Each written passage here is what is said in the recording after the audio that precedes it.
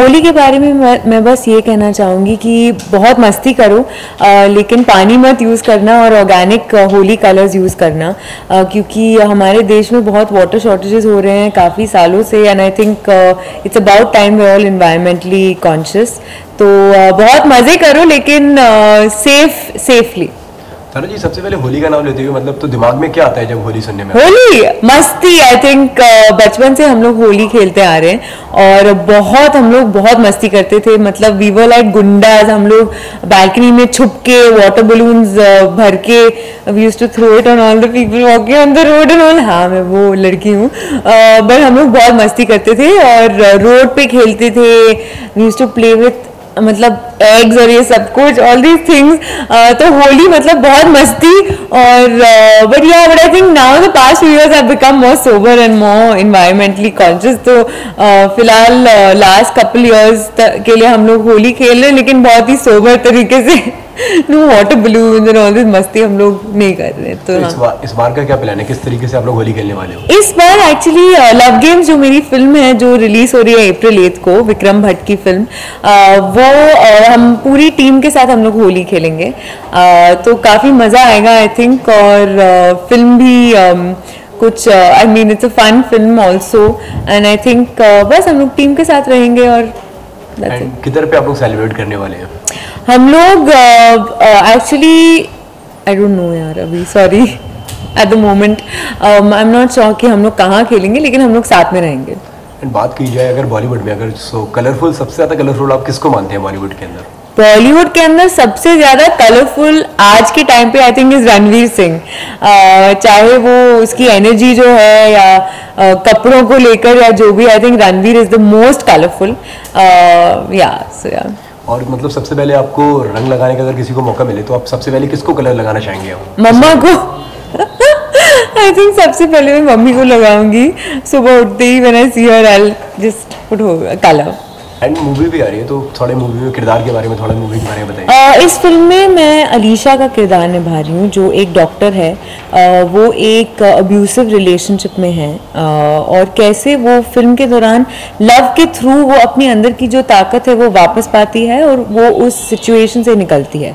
तो बेसिकली ये कैरेक्टर है, और एक बहुत ही आई थिंक रेलिवेंट फिल्म है, क्योंकि तीनों जो किरदार हैं इस फिल्म में, रमोना जो पत्रलेखा प्ले कर रही है या सैम जो गौरव अरोरा प्ले कर रहा है, तीनों बहुत ही कॉम्प्लिकेटेड लोग हैं, बहुत ही कॉम्प्लेक्स लोग हैं। और तीनों की ज़िंदगी में you know they all being like Alisha is a sex object, Ramona वो सेक्स एडिक्ट है, और गौरव सैम वो सेक्स को एक पेन किलर की तरह यूज़ करता है। तो कैसे ये जब लव सैम और अलीशा की ज़िंदगी में आता, like when it comes into Sam and अलीशा's life, how it changes Sam and Alisha. और फिर रमोना का रिएक्शन कैसे होता है, क्योंकि वो भी कहीं ना कहीं सैम से अटैच्ड है, और फिर क्या होता है। तो I think the film is love in the time of last. हम लोग एक बहुत ही लस्ट भरी जिंदगी में रह रहे हैं, and how now we need to go back to love, to old love, to pure love,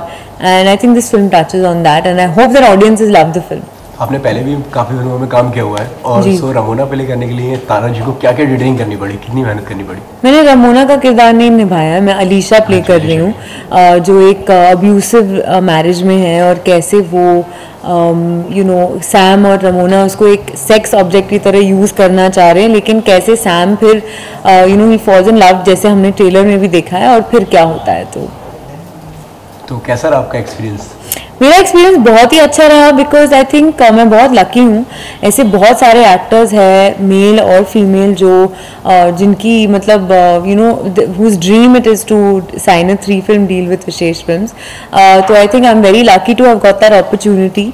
और विक्रम सर के साथ काम करना भी, it was just amazing. I think he is become a mentor, a guide, a teacher, everything to me. मैं उनको किसी भी टाइम, मतलब रात को, दिन में, कभी भी कॉल कर सकती हूँ, और कोई भी पर्सनल चीज़ या कुछ भी चीज़ के बारे में बात कर सकती हूँ उनसे। And I think I am very very lucky, because I have got friends also and a mentor also, and Bhatt साहब has also become like a mentor to me. तो I am very very blessed. तो भट्ट साहब के साथ में काम करने का मतलब कैसा क्या एक्सपीरियंस रहा, सेट पे कैसे हुआ करते थे वो? सेट पे भट्ट साहब नहीं थे, विक्रम सर थे, क्योंकि हम लोग केप टाउन में शूट कर रहे थे, लेकिन यहाँ जब बॉम्बे में शूट कर रहे थे तो भट्ट साहब भी आए थे सेट पे, and he is just a creative genius. You know even जाने से पहले उन्होंने हमें बहुत ज़्यादा हमने उनके साथ वर्कशॉप्स किए थे, और उन्होंने हम तीनों को पत्र लिखा, गौरव और मुझे बहुत गाइड की थी।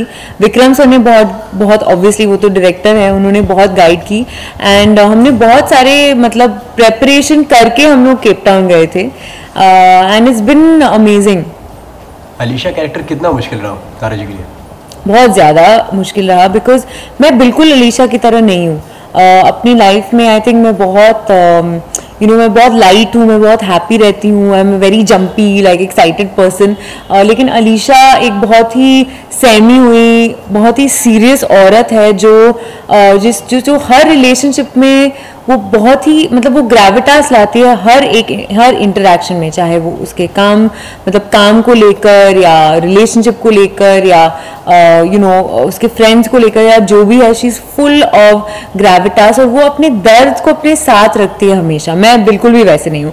अगर मेरी लाइफ में कुछ भी कठिन चीज़ें हो रही है तो आई always try and be happy and smile and नहीं एवरीथिंग इज ओके, लेकिन अंदर से I am feeling very bad.